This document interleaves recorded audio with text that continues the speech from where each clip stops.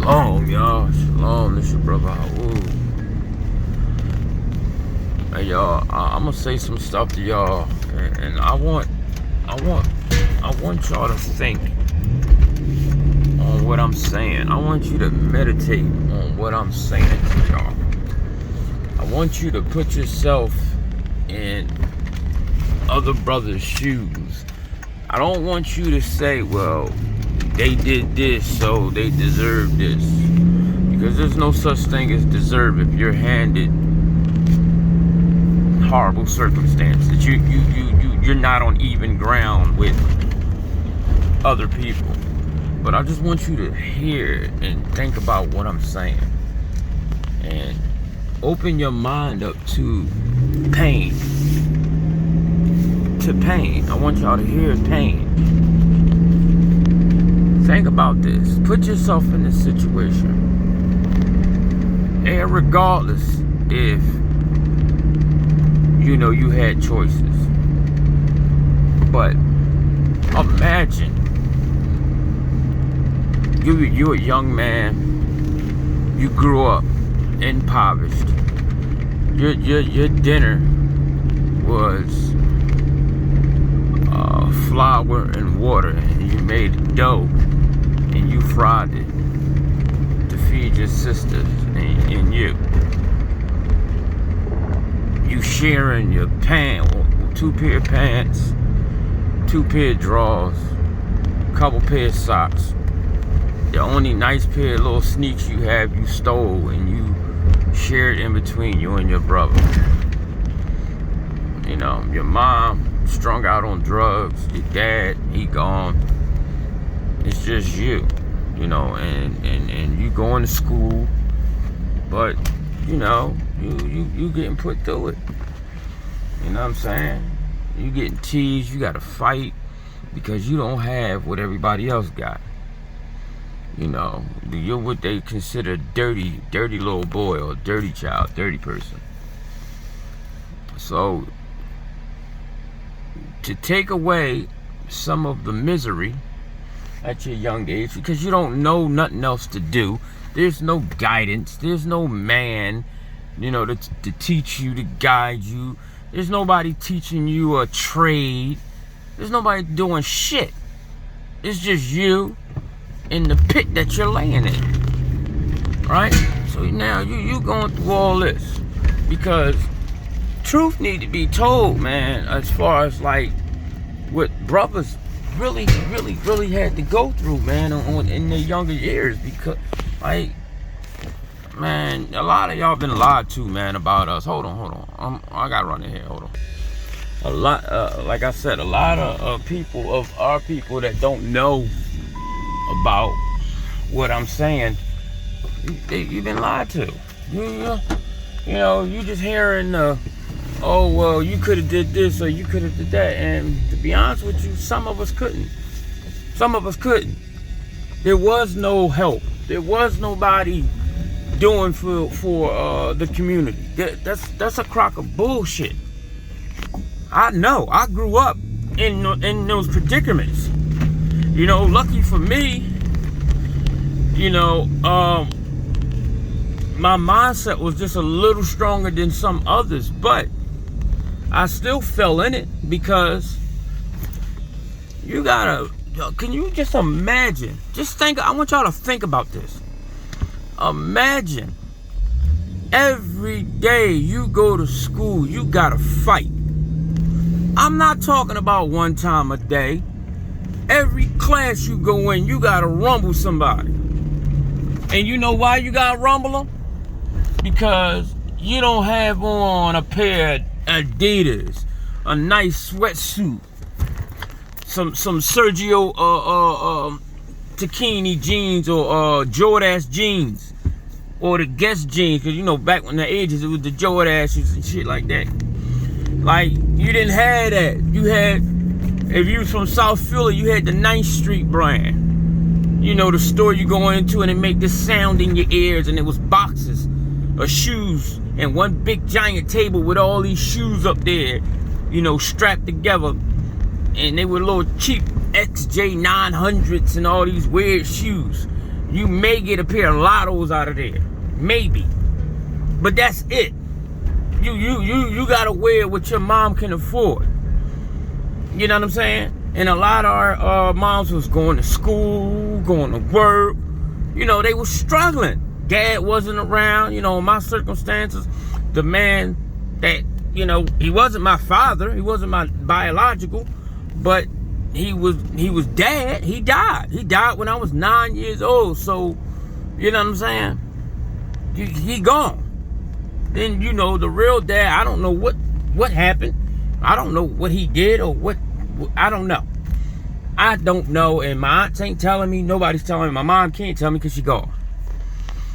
You know, so, and it's crazy because you got a lot of families with these big family secrets and they won't tell you shit. And they don't care. Like, they don't care if you're hurting because you don't know your father.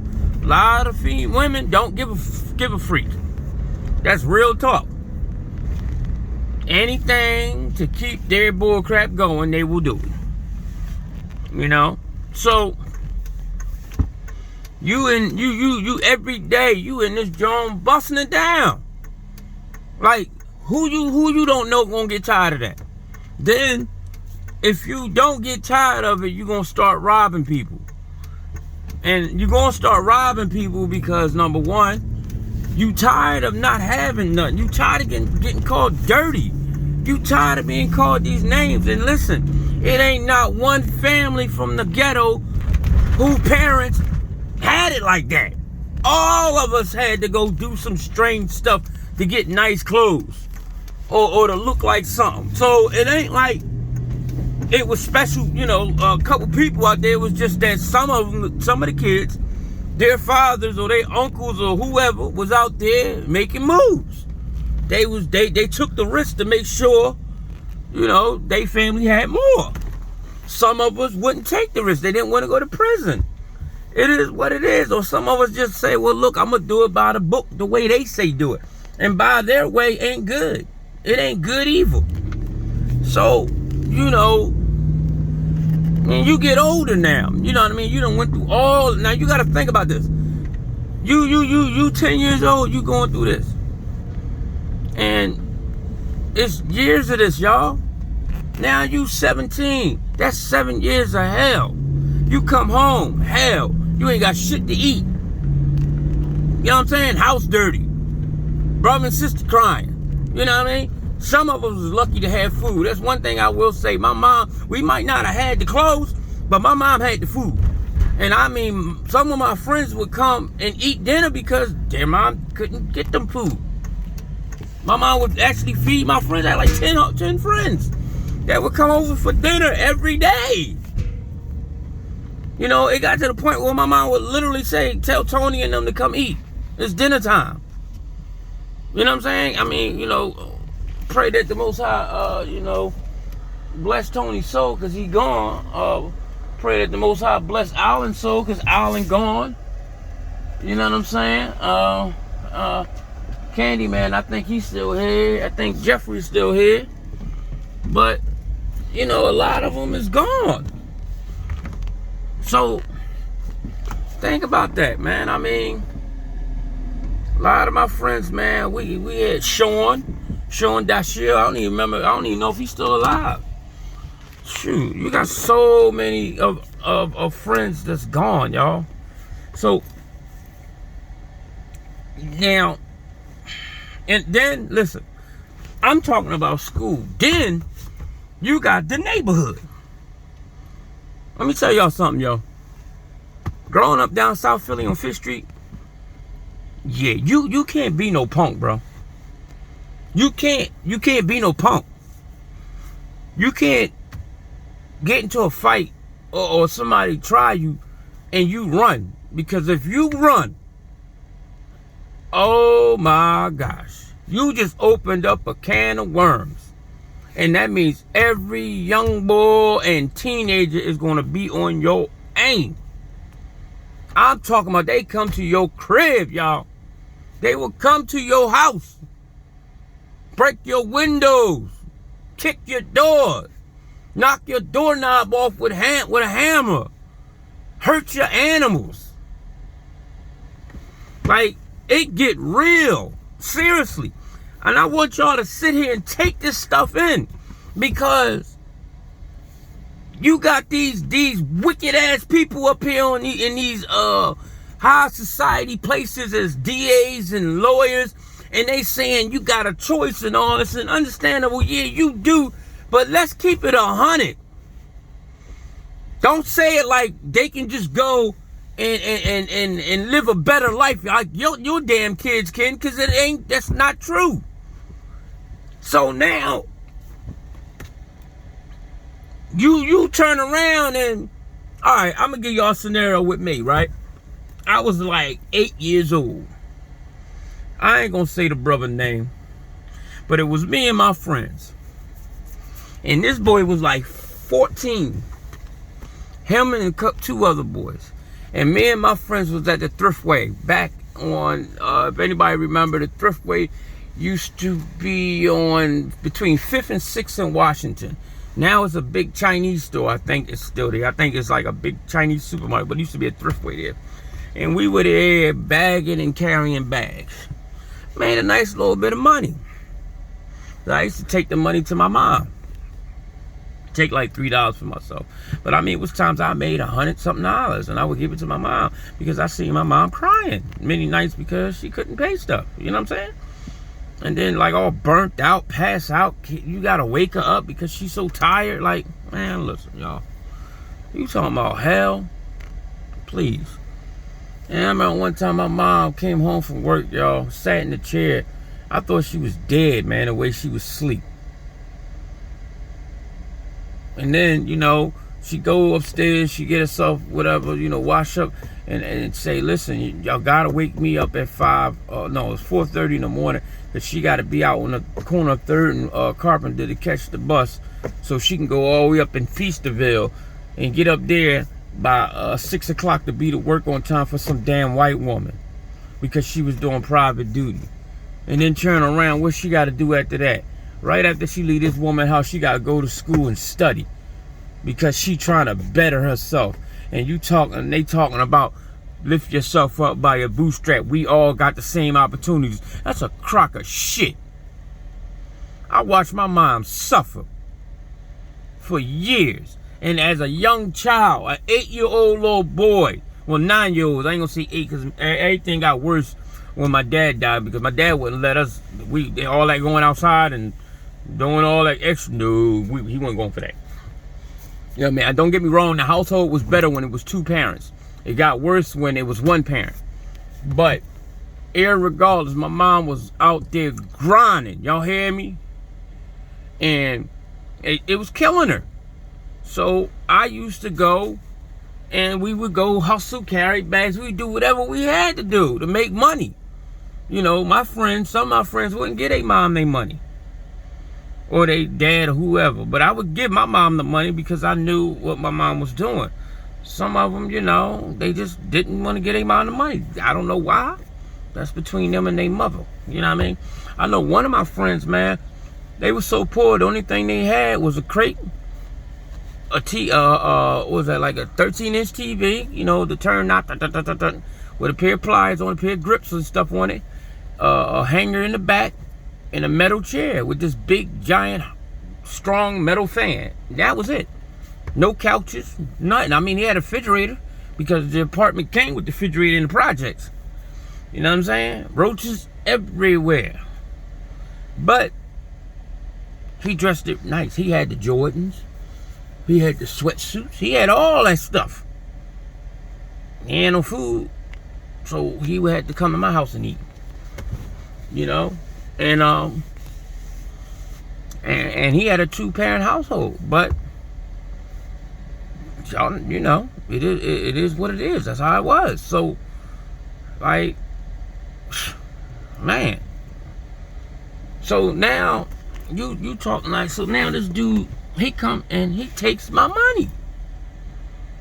He takes my money. I just made $110. He takes my money, man. And he takes it and he's like counting it right in my face. Like, you ain't gonna do nothing. So I'm like 4'11", if that. This boy close to about 5 feet now. So I jump up and hit him. Well, tried. We jump on it. We try to dip on it. But we 9 and 10 years old, y'all. He kicked me in my stomach, right? And punched me in my face. And banged my head against the post, like swung me around and my face hit the pole. You know how I was able to get my money after that boy beat me up like that? And my friends beat all 3 of us up. Him and his friend. Lucky for us, it was a cop right there. That's what stopped him from beating up a tiny. I was tiny. And that 14-year-old did not care. Because he was getting our money. I had a big, like, strawberry on the side of my face with my face scratching against the wall. I had a footprint in my chest. Right? Listen, I'm either 4'5" or 4'2". I don't even think I was 4'11". I think, yeah, I was little than that. And I had a footprint in my chest, a big slice across my face like strawberry from the burn, a black eye, a busted lip, just and something. My hair was missing on the side of my face, you know, on the side of my head and everything. My Tony, big black eye, mouth swole up, bleeding. Island, they just, sheesh, I think they looked like they jumped Island, because Island was like a little bit taller. Island was like always tall to us. So they really beat Island bad. But you know, a cop stopped it. We got our little money or whatever like that. And it got to the place where we would go up there and try to carry back, and he would come and we would run. And this went on for years, y'all. This boy used to terrorize us. And I mean, it wasn't no just slapping you or punch you. No, this dude used to try to beat you like bad. Like beat you unconscious. And I'm talking about, I was 9 years old. Getting beat up by a 15-year-old like it was something wrong with him. You know? So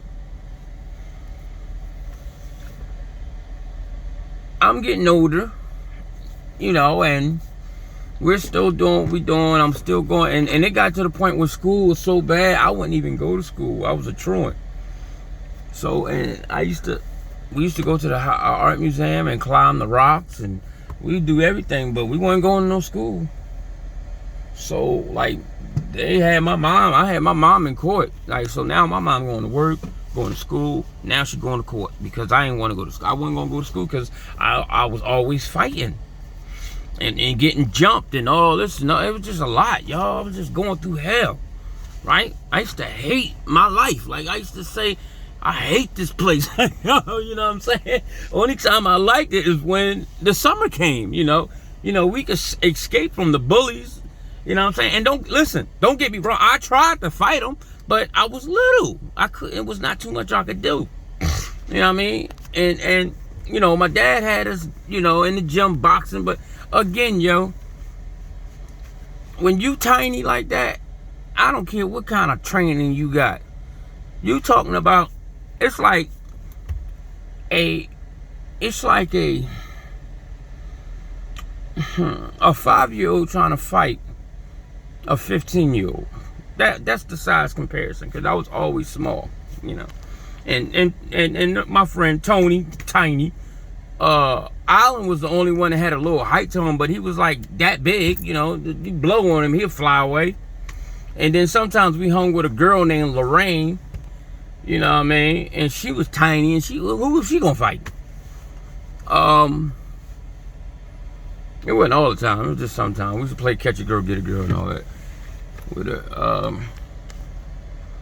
It was just crazy. And the only time we got a bigger dude, like a dude that was like the size of a man, is when we ran into Sean Dashiell. But by then, we was like 11, you know what I'm saying? And I think, I ain't gonna say his name, but I think he got locked up or something. He was up Slayton Farms, he was somewhere. So I don't know where he was at. St. Gabe's, he wasn't around. So, you know, by then, we riding bikes from South Philly to North Philly, all over the city. We riding our bikes. That's what we used to do in the summertime. You know what I'm saying? And then you know, when the school come, we ain't in school. Who? School what? No, I'm not going to school to be getting teased and fighting everybody and all this. Nope, not me. And I know when I was in school, we used to go to war. Me and this Chinese boy named Long Lamb. Me and him used to go to war on the phonics cards. Like they had these phonics cards, right? And you had the white cards, the brown cards, the green cards, the blue cards, and I think the brown cards was the first cards, and when you get all the way up, I think the white cards were like the highest ones. And yo, listen, me and that Chinese boy used to go at it because again, I was not dumb. I was extremely smart, but Long mom drove a really nice car. Long mom owned a couple of stores, properties. Long used to bring nice big old hoagies to school, while Greg is bringing some shit from the welfare line, a damn cheese sandwich like I was in prison.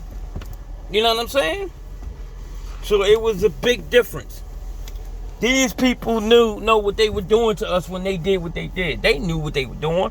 They knew that by putting us as children in circumstances like that this is what it would tear us down, and it would be where we could not educate ourselves because we're too busy fighting amongst ourselves over stuff that they know we can't even afford to get. You know what I'm saying? So this was the situation, and it was horrible. You know. So I remember I was 12, and I remember when the house caught on fire upstairs, second floor, in my mom's room. Actually, I was the reason why the fire started. So I was the type that always was taking my mom's stuff apart, making stuff and doing this and doing that. I was always tearing up my mom's stuff. And I found the fan in the trash. Oh yeah, we used to go to Queens Village and go trash picking. Yeah, see, I'm giving y'all the pearls now. I'm telling y'all the truth. Like, we used to go to Queens Village and go trash picking, me and my friends. And we would find VCRs, all types of stuff. And I was able to fix this stuff. Microwaves, all types of stuff. You just fix everything. I was 12 years old. One time, I fixed so much stuff, like VCR tapes. We had a line around the corner, and I was charging the people $1.50 a tape. That was like the only summer that we really made some money. But I used to fix everything, and I ain't know nothing about it. I just had this knack with electronics, and a knack with anything, because I could fix anything. So, the fan, I fixed it. I had to put a new cord on there, put the cord on there. But what I did was I spliced the cord, and I didn't have no tape, so I couldn't tape it up. And I had wrapped one end one way, one part of the wire one way, then I folded it over the other way and twisted the other end where the wires were separated. And I fell asleep in my mom's room, right? Because, you know, that's where the fan was. It was cool in there. It was summertime. And I kicked the fan. And the fan, the wires hit the metal part of the bed and caused an electrical surge. And electrical surge set the mattress or the box spring on fire. The one thing I didn't know at that age is that water was a conductor. No, yes I did. I did know. I just wasn't thinking. I did know water was a conductor. I wasn't thinking, I panicked. So when I panicked, I ran and I threw water on the fire, and it got bigger really fast. So before I turn around, the whole room is up. So I run and I wake everybody up. and everybody gets out, but I see the cat upstairs at the window. So I run upstairs in the fire. Now my mom's screaming. She's screaming at the top of her lungs. The firefighter, man, he couldn't stop me because I was so fast. So I run, I slip around, and boom, I run upstairs, grab the cat. I swear to y'all, on everything I love, it felt like that fire was alive. It felt like it reached out for me. Because all of a sudden I just felt all this heat like run up. It was like something ran up and tried to grab me. And as I had the cat, I ran. And it wasn't no big hallway. It was like you come up the steps. You got me and my brother room to your right. The twins and Tamika room right next to us.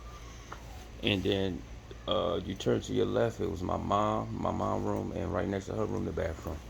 The cat was right there in me and my brother room. So the cat came to me. It was a lot of smoke. I picked the cat up, and I was gonna run back down the steps, but I had to go back to the steps. So when I went to do it, I just felt the heat. I mean, it was hot. It felt like it was trying to grab me. So I ran. And when I ran and I dove out. The window was open though. I dove out the second floor window, but as I'm flying out the window, I knew to turn to my back because I knew that if I fall face first, it's gonna hurt, right? But when I go and dive out the window and I turn around, I grabbed the ledge. It's like a ledge on the roof right above the doorway, a big stone ledge. So when I dive out, I got the cat in one hand and I turned and I grabbed the ledge, tore my hand up. But I turned the ledge and the white dude caught me. Boom. He said, "You one crazy ass cow." He said, "What the hell made you run in there after a damn cat?" And I just looked at him like, yeah, whatever. And they bandaged up my hand and stuff. House burned up real nice on the second floor. My mom actually had some fur coats and stuff on when my dad was alive. All that was gone. Every little thing. I mean, she had a nice couple mount. Because again, when my dad was around, life was different. You know what I'm saying? She had nice long rabbit one, a mink. I remember the mink, the black one. She had a brown one. My mom used to be the truth back when I was young.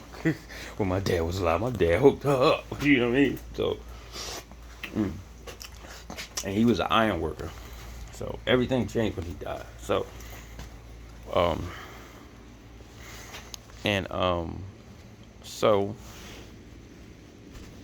and I didn't have problems in school when my dad was alive. So you figure from whenever they came around, because I don't remember that. I just remember him. You know what I mean? From him till 9 years old to December 14th, 1980 something. Everything was fine. So by the time I was 10 years old, shit was different. I mean, my mom tried to maintain what she could, but going to school and going to work, that's a lot. And she was going to school and working then, but it wasn't so much on her. Because my dad was an union iron worker, so he was doing a lot of stuff. So, so they relocate us. They give us a new house. My mom like, all right, we moving up. We moving. So she get a U-Haul truck. We pack up. Man, we had so many fucking roaches. Oh my God, with so many roaches. Hey, look, y'all, I'm gonna keep it a bean, man. I grew up poor, man. I mean, my mom did what she could, man. You know what I'm saying? You talking about 7 kids. And, it was just a lot, y'all. And I don't care what y'all think, because I ain't the only one that grew up like that. So you talk what you want to talk, but it was a lot of roaches. Like, she out there spraying them while we trying to. She ready to throw stuff in the trash. She like, the only thing she didn't want to throw in the trash was her china closet. She loved her china. I think her grandma gave it to her. So now we moving into the new house in Westwood, and them damn roaches. Them fucking roaches just would not. Oh man, so they was like, yo, look at those roaches. Yo, it was crazy, y'all. It was crazy. So We moved in with we had these big ass dogs. That was the last thing we had left of my father was these big Belgian wolves. We had 4 of them. Sad part was my mom had to get 2 of them put down because they wouldn't let her bring all 4. So we had to get 2 of them put down. We kept Atlas and Lady, Hercules and Terry. She had to kill them, and I was upset about that. And Sparkle, we kept Sparkle. So, which I think she should have just snuck in there. But okay. So, we moved in. So it's like an hour, and my brother put a little grill outside. Gonna grill some hot dogs or something. Little dude from the neighborhood named Boo, Black Boo. Yeah, nigga, if you hear me, you know what I'm talking about your ass. This mug knocks the grill over. Like, yeah, first day there, y'all. Ignorant ass start doing stuff. He knocks our grill over. So my brother, now listen, my brother, he was a fighter. He was little. But Marvin would rumble yo behind Marvin, and Marvin could fight. So Marvin get out there ready to go. Straight from the gate. Marvin step outside like, let's go. Like, he ain't know nobody from nothing.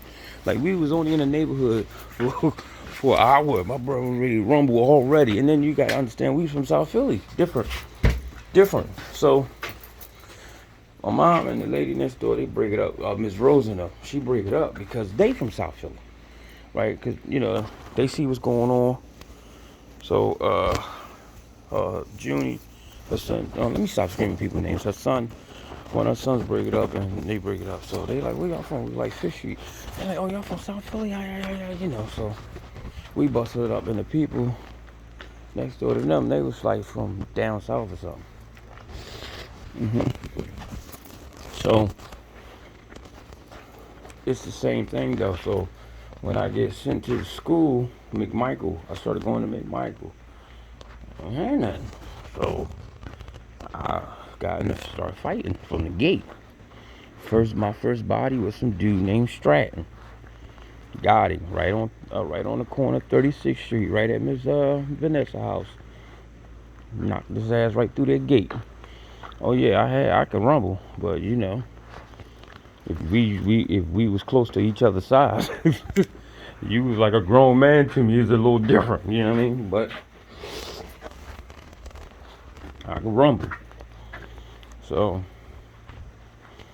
I'm going to school, getting messed with.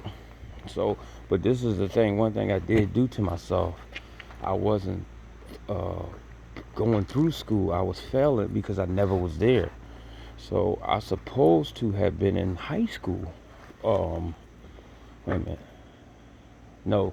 So not that year. The next year, I supposed I had graduated and went to high school. But I didn't. I was stuck in the 8th grade because I was never there. So I never took no tests or nothing like that. So here it comes. So my mom get at me about it because again she's at work all the time and in school, and so she's really not around to do what she's supposed to do, as a mom, because she's trying to better herself. And what are you gonna do? You know what I'm saying? What the hell you gonna do? Oh, wait a minute, hold on. Let me rewind back. So right before the house caught on fire, we used to go to my grandma Kate's house on 2nd Street, down the street from Shot Towers, and every year she would throw trips to Clemson Park and stuff like that. So the whole neighborhood would go, and then you had also the church, Emmanuel Lutheran Church. Pastor Meisenbach, he used to do movies on the weekend. They had painted a big screen on the back of the church, and they would show movies. Like I saw Superman my first time I ever seen Superman was on the back of the church, because we couldn't afford to go to the movies. But my mom did take me to the movies when I was 3. It was like 1979 or something like that. Yeah, because I forgot what movie it was. I do remember it though. And I remember I was by myself. I think it was for my birthday. So my dad was alive. We had money. Because I remember he took me fishing and all. Like, it was like we used to have fun back in the day. So, um, during so during that time, I remember me and Lowell, my cousin Lowell, and my brother Marvin. We was messing with the white man's big ass. He had these big, giant Great Danes. These dogs was huge, y'all, and they used to have this deep bark, like oh, oh. These dogs was huge, y'all. So my sisters befriended this lady named Lisa. This woman was so beautiful to me, y'all. Well, no, she was beautiful, period. Like, if I show y'all a picture of her, y'all be like, damn. Like, she was beautiful, y'all. I ain't gonna say her last name. I say her name, but her name was Lisa. And she had a cousin. I ain't gonna say her name. Her name began with a K. Just put it that way. And, they was in their 20s. And we was kids. So, she, cool with my little, help out my little sisters, do their hair, stuff like that. And so one day, my mom sent me around there to get them. And she, lady saw me and was like, oh my God, you is a cute little boy. She was like, you are so cute. So she got me all blushing. I'm like, oh my God, I'm in love. Like, look at how, like, I was infatuated, right? So I was so infatuated, I found myself around there doing chores for her. Like, I would come and clean up in front of her door. I was like, you need your dishes washed. I would literally come and do anything I could to be around this woman. This was a grown woman, and I was a child. I was almost 12 years old. I'm about to turn 12. It was in summertime. And we was always around her, right? And so she started, like, doing stuff for us. Like, she started taking us, like, to the movies. She started taking us to, like, go, like, to the swimming zones. Like, we used to go to Second and Reed to go swimming as a group and always get in a fight with the white people. The racist white people. Always fighting them at their pool on Second and Reed. But, for the most part, she would take us everywhere. She used to take us to the, like, the Mummers parade, which the Mummers was right around the corner from us. So we used to go around there and mess with them when they was, like, practicing. It was right on Washington Avenue, right up the street. So we used to go right over there and mess with them every time they out there practicing. And it was a beer distributor right there. So she would buy them beers and stuff. They'd let us come in and watch them practice and stuff. So, yeah, we would go to the mom. She would take us to the Mummers parade, take us to the movies. Man, that lady used to do all types of stuff for us. And then, before her, I forgot about these people. And they played a pivotal point in my life as far as me using my mind, like thinking before I react. His name was Greg, and he had a wife named Patty Cake, or Patty. We used to call her Miss Patty Cake. And they used to do stuff for us. I mean, we was like the kids that everybody found appealing, I guess. They just wanted to do stuff for us. So Greg was a light-skinned, a man, of course, with red hair, tall guy. And Patty Cake was dark-skinned. But they used to before Lisa moved in to their house, they used to do all this stuff for us. And I'm talking about for us as like all the kids. Me, my sisters, my brothers, all of them. They would take us places, take us to the parks. I mean, they did a lot for my mom. My mom used to love them. And then they moved, and they started renting out their house. And I only saw them one time after that. I never seen them again. Man, it'd be nice if they watching this video, man, because I would really like to see them one more time as an adult. You know what I mean? Because they really played a serious role in me, using my brain instead of reacting off of anger. So, so then that's when Lisa moves in and everything, and she's more so helping me than anybody else. She started, like, she was doing stuff for my sisters and them, but it was more me than anybody, right? I guess I was like her little boyfriend, her little child boyfriend or whatever. I don't know, but so she would do stuff for us. I mean, she would do the twins' hair and stuff, but But she would do a lot for me, a whole lot. She would literally buy me sneaks and stuff. Like, she would do a lot for me. And she used to always say, like, you're really attractive, and you should, you know, when you get older to make money, start, you know, making sure you look nice, and you know what I mean, make sure, you know what I mean, the girl's gonna love you when you get older, so you need to start doing this and stuff. So she was doing a whole lot for me. So, and this is like at the age of 12. So now when the house catch on fire, we move down the bottom, right? And now I'm gonna make Michael. It's the same thing though with as far as like the teasing and fighting, because I mean, the lady couldn't buy me a wardrobe. She can only buy me what she could, you know what I'm saying? So I have a pair of sneaks here, a pair of sneaks there. And then with my mom and stuff, what she could get, you know what I mean? But it still wasn't like, y'all know what I mean.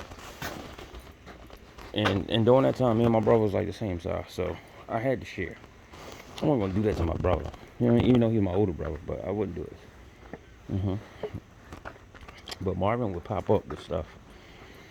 And like to this day, I'm still trying to figure out how he was. Like one time, he popped up with this whole Gucci set. Like, and back in the day, it was no plated clothes. You couldn't get plated sweatsuits and plated sneaks. Like, my brother popped up with this whole joint, black and white Gucci joint for Easter, with Gucci sneaks, gold chain, and all the shit was real. I like, and then he was like hanging out in North Philly with this dude named Joe, because I remember that night he got food poisoning. My mom thought he got shot, but he had got food poisoning, and they had brought him home and stuff. Like, it was like 1 a.m. So, like, you know, this was for years. My mom was always say that to my brother, like, where did you get the money? Because that joint was like all together, he had like about $3,000 worth of clothes on with the jewelry. Like, he dressed him. So, come to find out, my brother had, him and the boy, they hit a lick. They robbed something. They robbed something for a nice grip, too. I think they said they got like a dove a piece, like a dove, and got like $5,000 a piece or whatever, and it was like right before Easter. So my brother went and got busy, you know what I mean? He got dressed up for Easter for real. Like, and that joint was nice, yo. That Gucci joint he had, yo, I wish I had a picture. That joint, man, my brother killed it with that joint at the time. Like, and that right there was like my turning point when I seen how he looked like with his gold chain on and his Gucci sneaks. He had all white Gucci's on with the, you know, the green and red stripes on the side, like high top joints. He had them joints on with this black and white Gucci sweatsuit. Yo, this shit was crazy. Like, he looked, that shit, I ain't gonna lie, he looked it right, y'all. So I'm like, dang. So now, you know, I'm in school, and I'm really not going, you know what I mean? And then, so the next year come, and now they had a meeting. They're telling my mom, like, I don't even supposed to be here. I'm supposed to be over at uni. But they like, because he don't come, you know, because I was getting in fights. Even in the new school, I got tired of it. And then, like, the principal, vice principal, she used to, like, say little stuff to me. Little ignorant shit, right? And actually, this is about to start up the whole thing between me and her, too. Because between me and her, a whole situation occurred. Yeah, I'm about to go in the crib, but I'm So, I get to the joint, right? So my mom pretty much forces me to go to school. So I go, and I told her, I said, Mom, I'm gonna get in trouble, watch. I said, because you can't get me nothing, and I can't dress like this. So, you know, that was hurting her feelings. You know, but I was trying to be honest to her and tell her the truth. And so I get in a fight. Me and I forgot that boy in there. We was getting it too, right in the hallway. And the lady, Dr. Mitchell, she stepped in the way, and I clipped her and put her to sleep. And guess what? I got the boot. They put my behind out. They instant graduated me. Instantly. Yep. They instantly graduated me. So, I got the boot.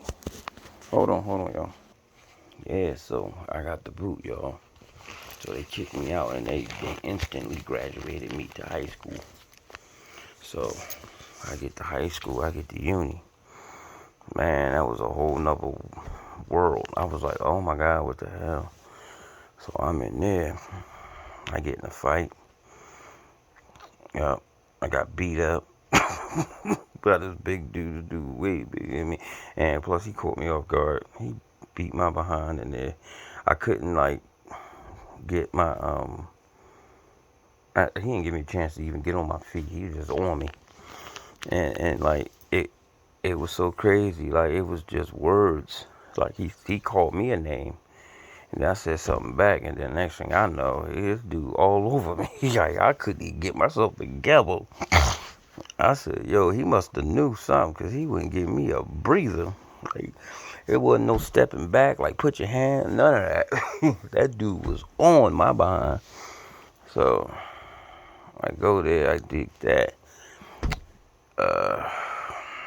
About 6 months in, I'm fighting again, right by the lunchroom.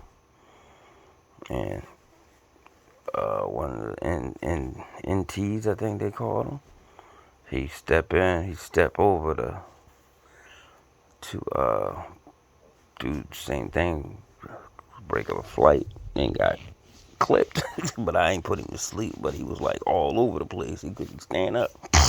And I think that's like one of the things why the boy wouldn't give me a breather, because, you know, they said, yo, he knocked out the principal, this, that. They ain't say it was a woman, they just said he knocked out a principal. So now you got 6 months in, I done clipped a man, a grown man. And by this time, I'm 13. Yeah, I'm 13. So, I mean, the thing is, if you know how to throw a punch, you can put anybody to sleep. That's the whole thing. It ain't even about, like, all the powers. Just know how to hit somebody. So, clipping, he all over the place, stumbling everywhere. And, next thing I know, me and my mom, we in court for truancy. I'm in front of a white man named Judge Summers. And he's talking to my mother like she's nothing. I remember that. He told her, you ain't got no control of your wild child, and where's his father when he's out on drugs. I remember everything he said.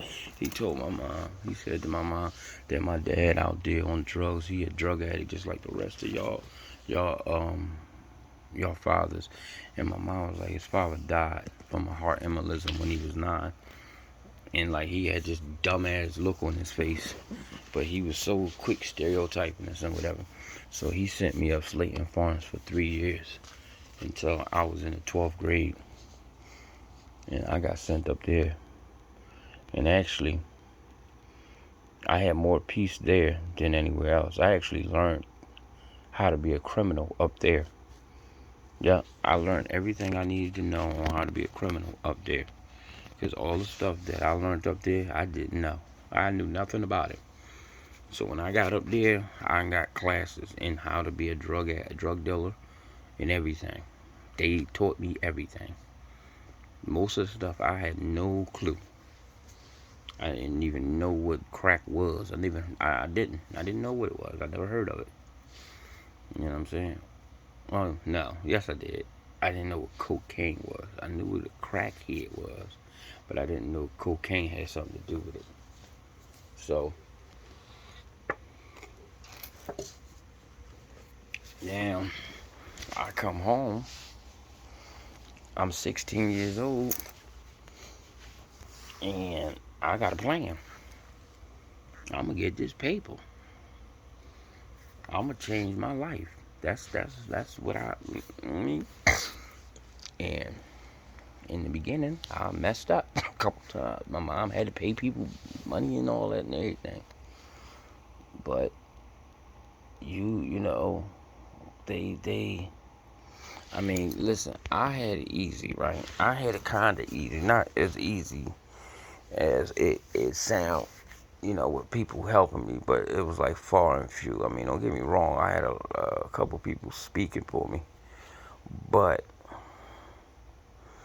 in the large scale of things, I still wasn't going to school because of the teasing and the fighting, and you know, and ultimately, I still wound up selling drugs because I didn't see no other way out, and there was nobody there to tell me nothing different. The only thing I saw was what was there, and who we have as mentors were the ones that were selling it.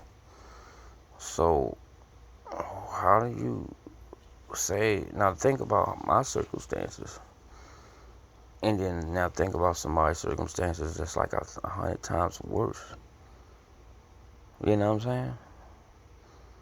And see, this is the thing.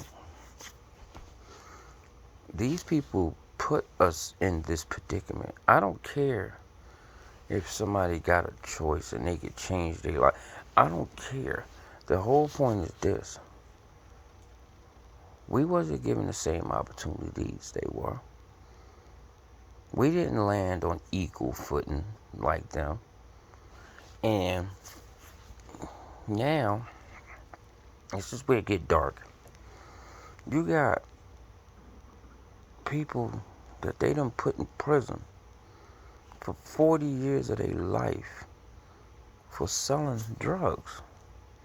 Okay, yeah, it ruined people's lives, right? It did a lot of stuff, right? Okay. How many lives did they ruin? Because if you start fact checking and listening to what they have done and stop worrying about what we so on quote unquote did to our own people and other people is nothing compared to what they have done to our people and to nations. And that's the sad part, because when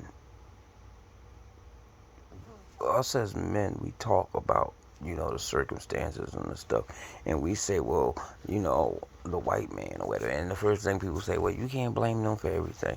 Okay, let's say we can't, but the last I checked, I know I didn't go and kill your forefathers and take their land. Well, even though they didn't do it either. Yes, they did.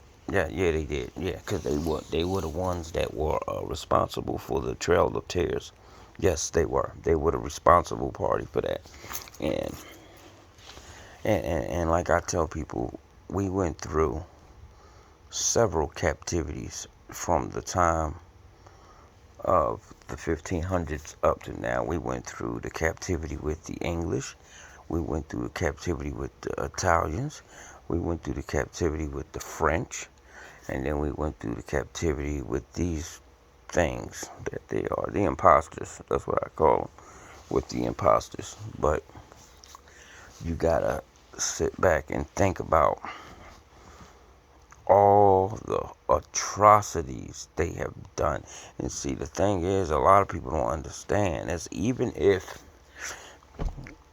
most of this stuff didn't happen to you physically, your spirit holds on to other spirits' trauma. Like we don't understand that we are connected as a people. There's a reason why the Creator tells us to join ourselves together, because we're connected. So now, sometimes when you're going through a trauma and you thinking, I don't know, it's it's a trauma of one of your kin, or somebody. It's something that they have done to your kin, and your spirit is remembering that, or going through that. Because remember, you come back every third and fourth generation. You know what I'm saying?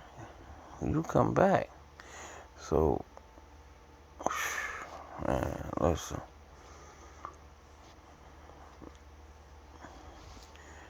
You gotta really think, man. Like, you could say, okay, the white man responsible, but if you really sit back and you think about all the shit that they have caused and all the destruction they have done to put us in the predicament that we're in, yeah, they responsible for a lot.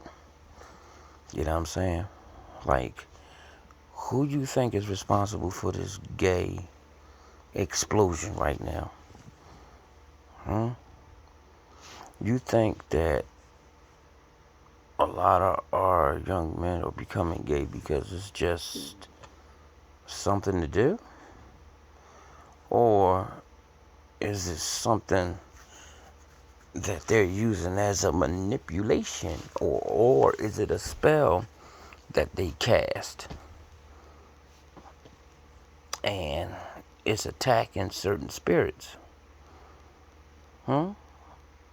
It could be the food you eat. Like, think about this. Remember the chicken craze of 2019 when was that Popeyes? It was either Popeyes or Crown. No, it wasn't no fucking Crown. It was one of them chicken stores. Burger King. Somebody had some chicken sandwiches that was just unworldly, yo. Like, people was like, hey, yo, box you. How you know they didn't make a potion and put in that damn chicken? Or that certain chicken was grown a certain way, being fed a certain serum to attack the DNA of black men, to turn the babies. So let's just say the babies or the young men, the embryos or whatever, whatever it did that make them feminine. How you know they ain't do that?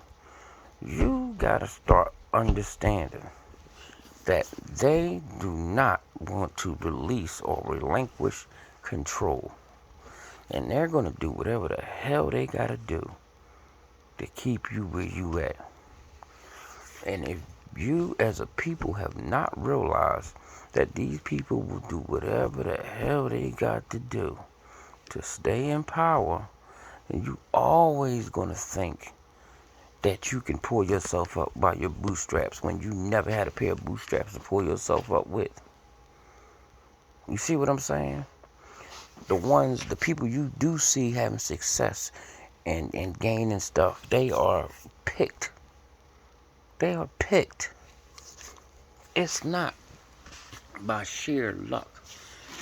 Let me say this. Remember when I told y'all when I got awoken how I was making damn near $200,000 a year,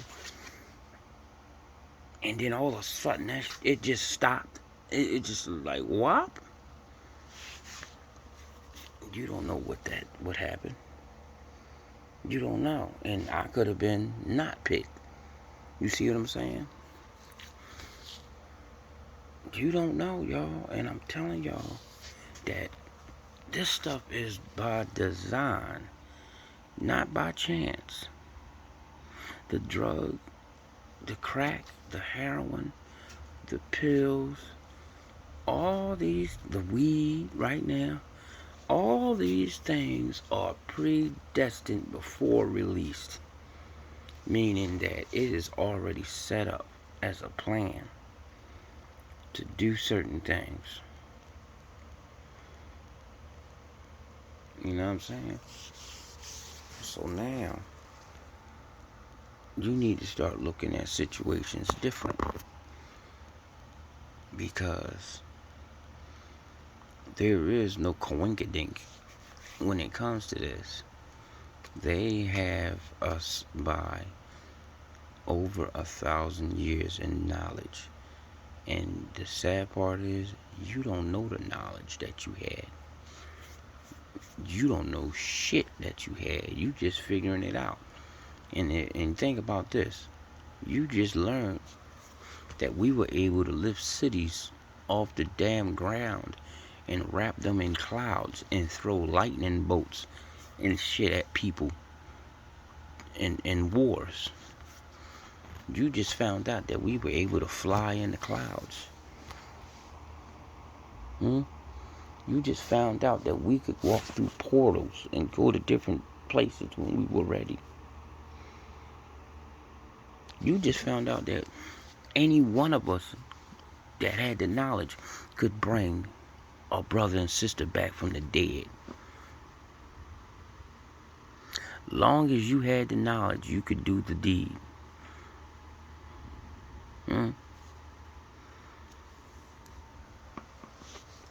Now, just think about that little bit of stuff.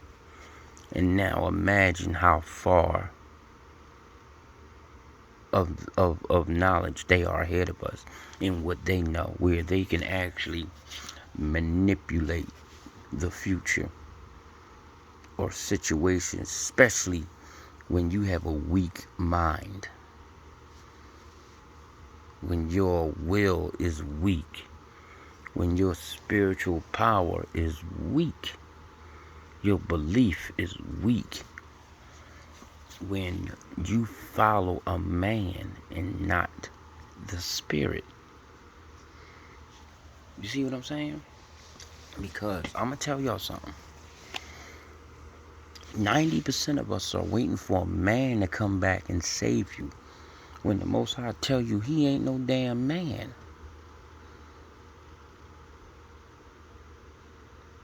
But what most of us, what do you hear most of us talk about? A man. Yeah. And you hear the Father say, I am not a man that I should lie.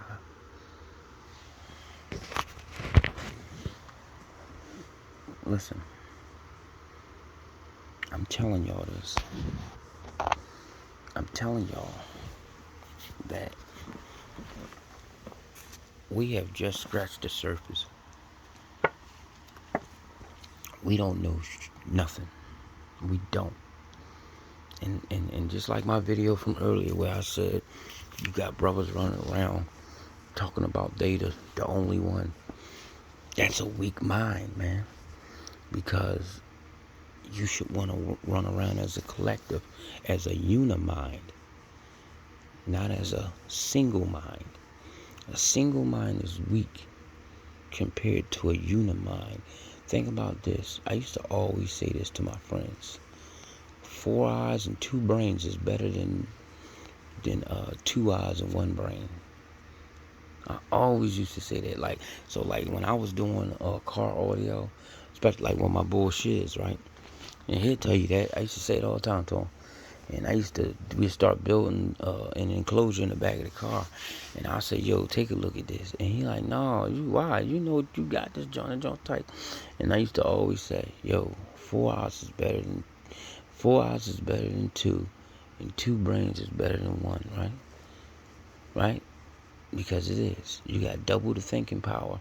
And you got double the sight. So now, you tell me, it's a million minds and a million eyes and a million lips and a million ears and a million noses and a million hands and feet. Aren't they better? And a million shouts and a million praises and a million spirits. Isn't that better than 1? Isn't that more powerful than 1? Wouldn't you get a lot accomplished than 1? Because in a unimind, right,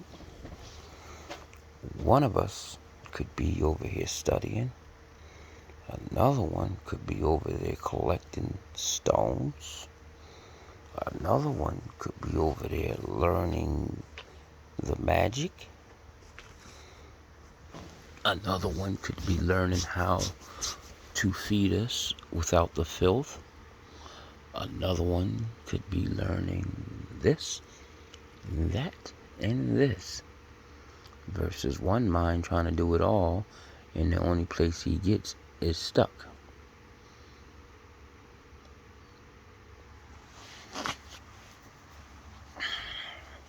I'm telling y'all this because I was told to tell you this. I was told to tell you the first thing, and I was told to tell you the second thing. This one I had to ease in a little bit. I had to take it easy. But I want you to understand this. He says, join yourselves together. I don't think he's talking about holding hands and singing Kumbaya. I'm not going to sit here and say think. He's telling you, join yourselves together and start working. Start using all your attributes separately, but as one. All of us have a skill. Why are we not using them together? Because we're dumb. And we're selfish. And we want to be the head honcho. When there's only one head honcho. And I don't know how many times we've been told the same thing. And I don't know how many times I'm going to have to keep saying this. Join yourselves together. Create that mind. Start using all the appendages that mind has. You cannot trace 1,000,000 arms, but you can trace one.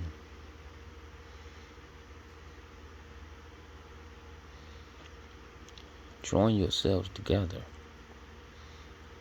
We have power, but we so stupid, we not using it. And the thing is, if we sat back, this is why I brought all this up. I brought this all up for one reason. And this one reason is this.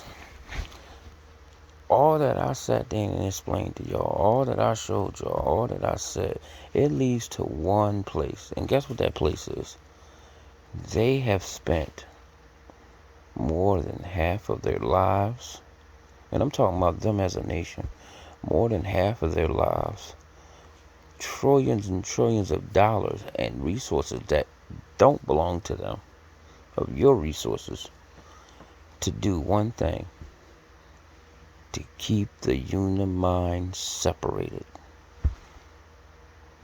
That is the goal.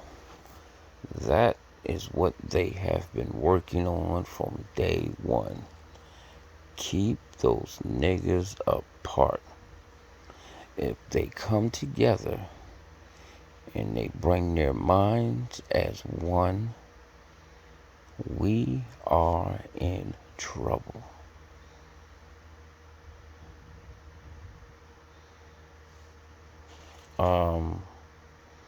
Do anybody understand what the hell I just said? This is their power. Keep the unimind separated. Don't let him form. Don't let the Messiah form. Don't let the Messiah be born. Don't let those minds come together as one.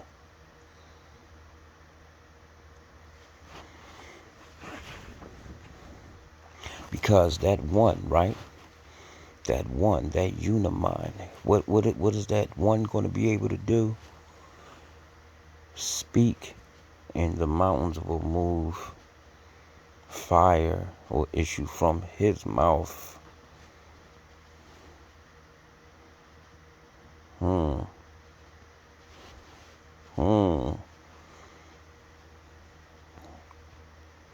Say a word and you drop dead. What has the goal been of these nations from day one? We have to break them up, separate them, make them hate each other. This is the main thing that they have been doing from day one.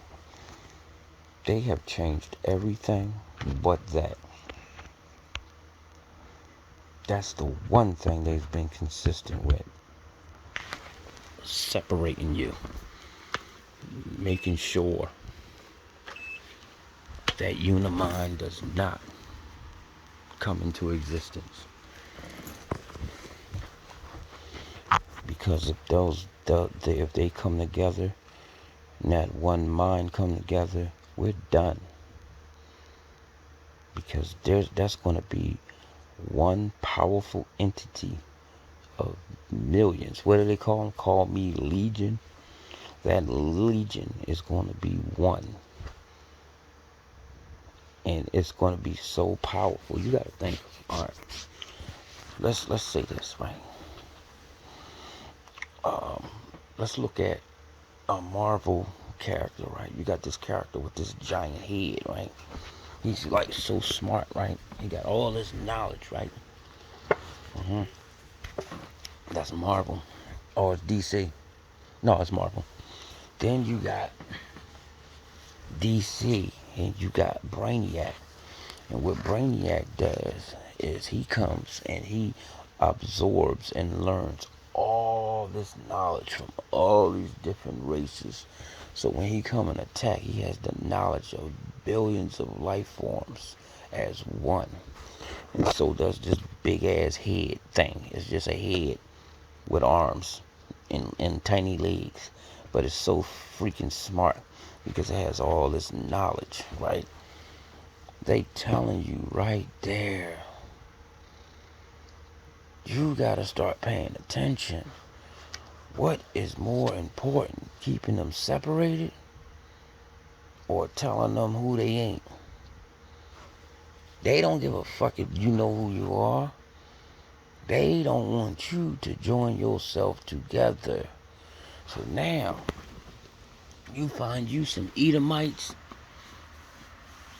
or however they set it up, or the Edomites tell them, we gonna bring our sleeping cells out, the ones we got in their neighborhoods, or oh yeah, well some of them are them, but they just so greedy and stupid that they don't care. They would do anything to make a piece of paper because they're dumb. They're dumbed down, right?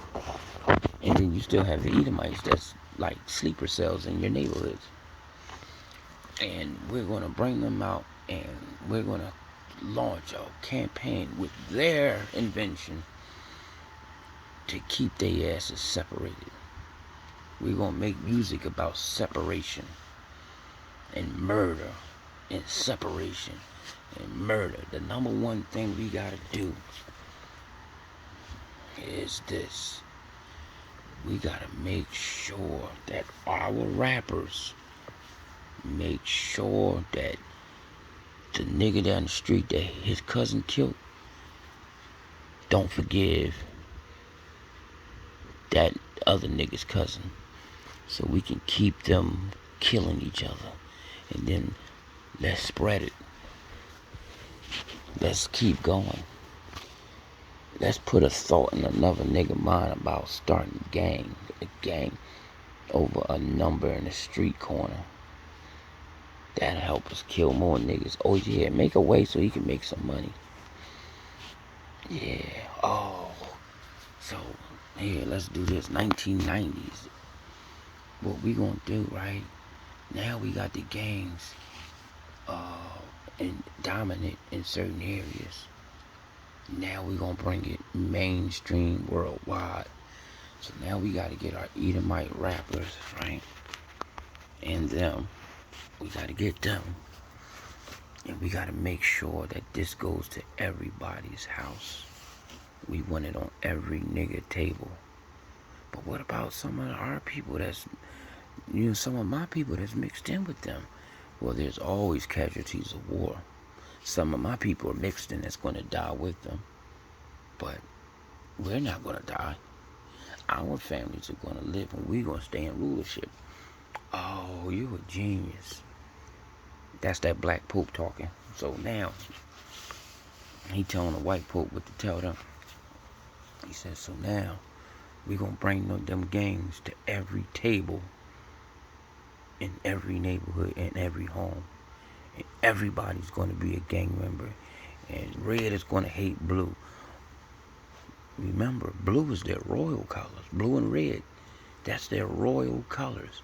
Blue, red, and purple. We're going to make them hate their own royalty and kill each other over their own royal colors. So go get that damn witch and let's start that spell so we can go ahead and have another 100 years of rulership. Because remember, their power isn't going to come unless they cry out. So we have to keep their dumbasses killing each other. What's going on? And what did they do? We gotta attack the new generation, the youngins. We gotta find somebody that's gonna start this new music. I just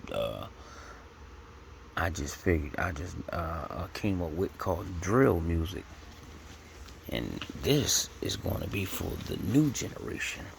And the new generation are going to kill each other way more because the spell we're going to use on them is going to be 100 times stronger because now we have an easier way of delivering it. Everybody got an internet. Everybody got a computer. And everybody got a smartphone. We just put the spell in the song and they won't know what we're saying unless they play it backwards. And everybody sings the song and they enchant each other.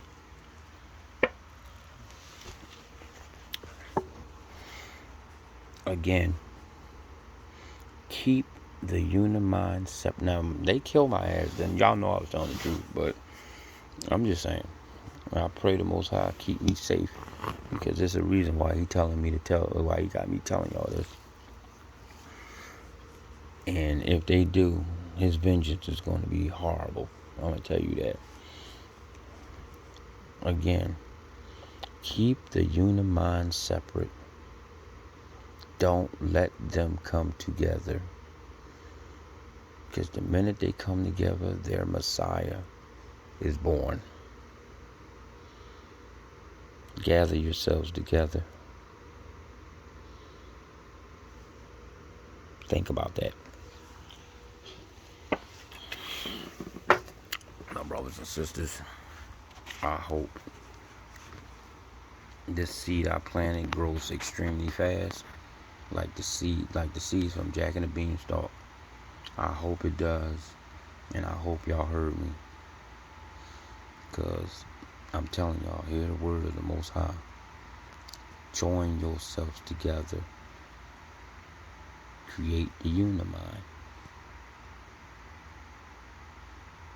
Give life to your Messiah. Think about that. Y'all waiting for a man to come save you.